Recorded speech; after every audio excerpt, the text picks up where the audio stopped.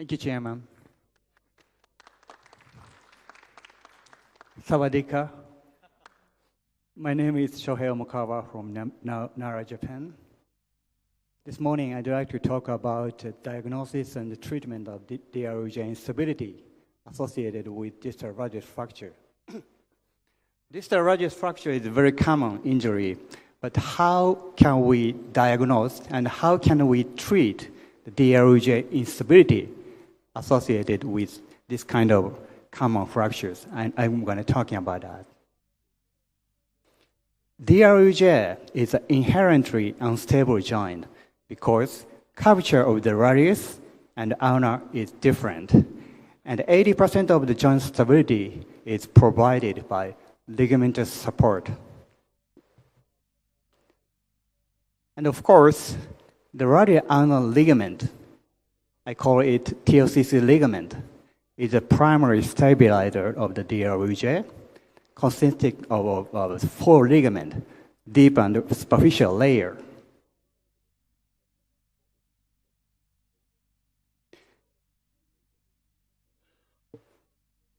And this is a kinematic animation.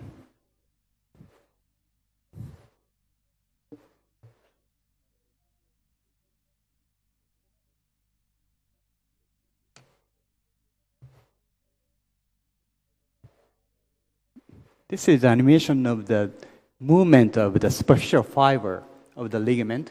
You can see during the movement, the distance and the length of the superficial ligament is different. On the contrary, the deep ligament, this red ligament is a deep ligament. Deep ligament is the primary. And this ligament in the isometallic fiber not move. And during the movement, the length of this ligament doesn't change. And the TFCC tear is a very common injury associated with the distal radial fracture and divided into 2, TFCC ligament tear and TFCC disc tear. And disc tear is more common than the ligament tear. And I can classify the DRUJ instability associated with distal radial fracture and into 2, ligamentous and osseous. Okay, let's see the X-ray of the very displaced distal radius fracture. 2 cases. TFCC ligament torn. Yes, because there is a widening between the radius and the ulnar. The ligament should be torn. Where is the ulnar styloid located? Can you see? Ulnar styloid. Yes, here is the ulnar styloid located. Where is the TFCC ligament located? Can you see? We can't see. But usually the TFCC ligament is attached to the ulnar styloid, and so here is the deep fiber of the TFCC ligament. And also the special fiber is usually attached to the deep fiber. And so this X-ray indicates a complete tear of the TFCC ligament, including the superficial and the deep fibers. And so we can open for this patient and confirming the complete ligament tear. Okay, how can we diagnose ligamentous DRUJ instability? We can use imaging and provocative test.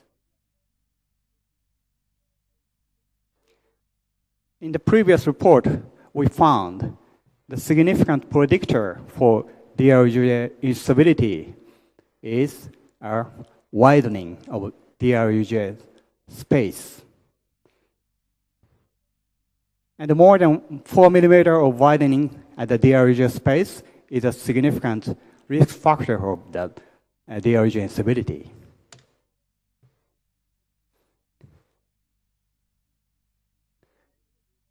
And during the surgery, this provocative test called DRUJ Ballottement test is a very important test.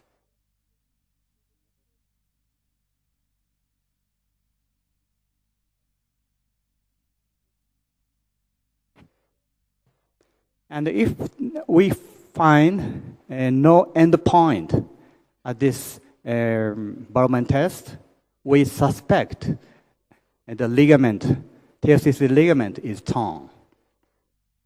This is a very important test.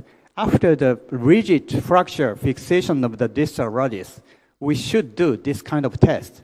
And the comparison between the injured and the contralateral side is very important. And also, we can do DRUJ arthrography during surgery. And at this patient, and these arrows indicate a tear. The central arrow indicates a disc tear, and the left-hand side, we can see the SL ligament tear, and the right-hand side, and show the pooling at the fovea of the contrast medium, indicating the TFCC ligament tear. This is a normal finding. We can see no leakage to the fovea.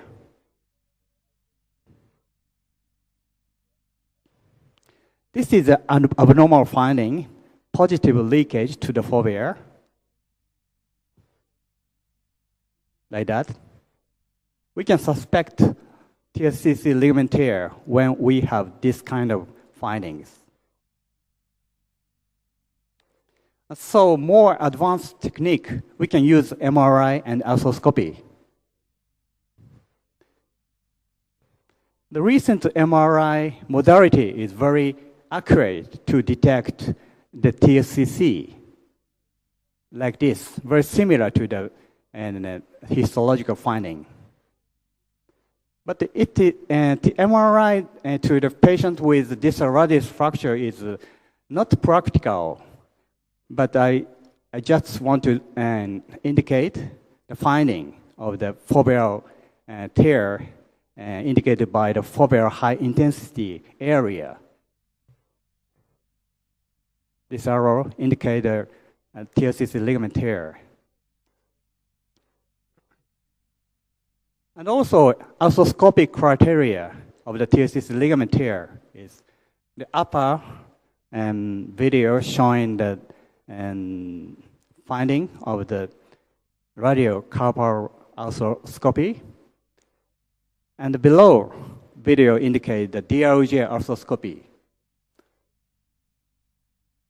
You can see the remnant of the TFCC ligament behind the ulnar head, indicated a complete tear of the TFCC ligament from the ulnar fovea.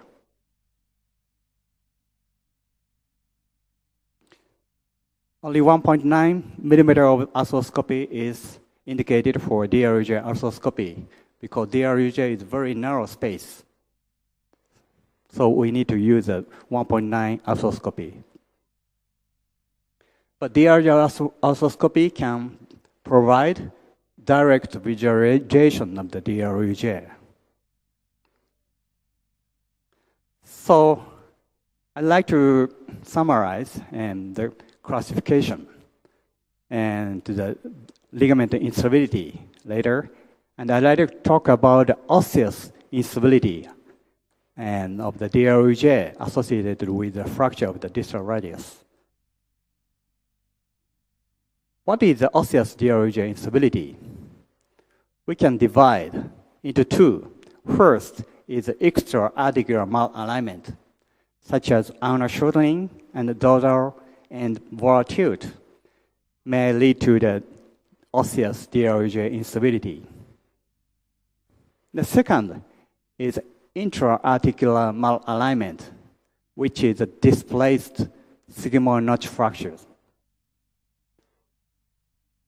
Okay, previous biomechanical study indicate that ulnar shortening more than 3 millimeters and dorsal and volatile and displacement more than 10 degrees and radial translation more than 3 millimeter may lead to DRUJ instability. So we need to correct accurately the radius displacement at the fracture site, at the metaphyseal area.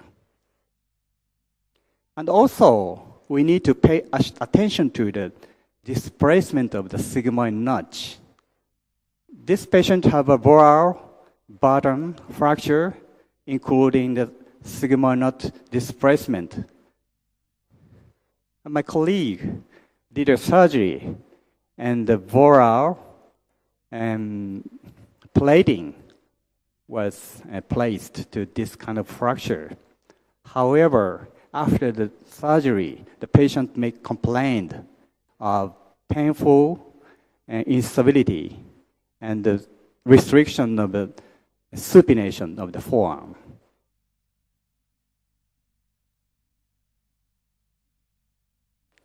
And the animation movie shows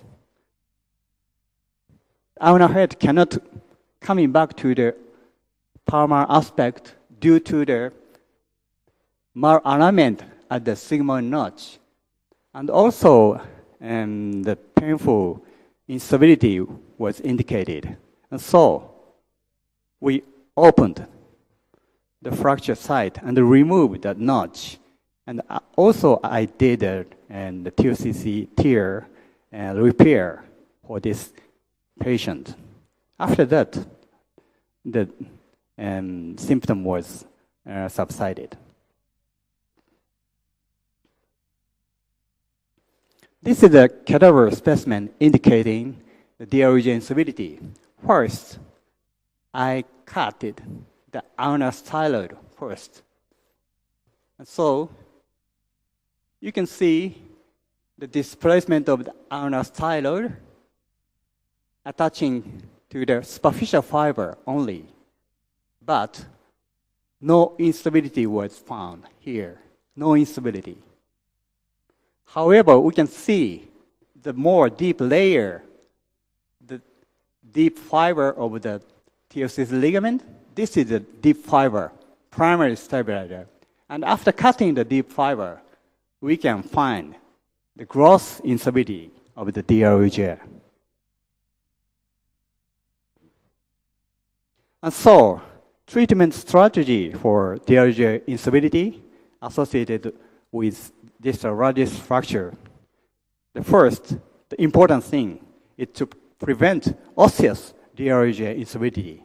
We need to restore anatomical metaphyseal alignment using plate or something like that. And to restore sigmoid notch alignment also need to be pay attention. And the treatment strategy for the ligamentous DRUJ instability associated with DRUJ distal radial fracture. How can we diagnose? First, pre-fixation fracture reduction. We can see plain radiograph. And if the DRUJ gap is more than 3 millimeter, TFCC ligament may turn. And post-fracture fixation using rigid fixation of the distal radius using plating. If we find displaced ulnar styloid fracture, the TFCC ligament is maybe associated and so need to be fixed and repaired. And also, we can go to the DRUJ Ballottement test in the holding technique. Comparison with the contralateral side is very important. And arthrography of the DRUJ may detect the leakage of the medium to the fovea. And so the tear of the TFCC may be detected. And finally, we can go to the DRUJ using arthroscopy may provide direct visualization of the TFCC ligament. So in summary, DRUJ instability consists of two instability. First is ligamentous, second is osseous. And the ligamentous instability can be detected by plain radiograph and also assessed by the DRUJ Ballottement test. And also we can go to the DRUJ arthrography, and also arthroscopy can provide direct visualization. Thank you for your attention. Kopunka.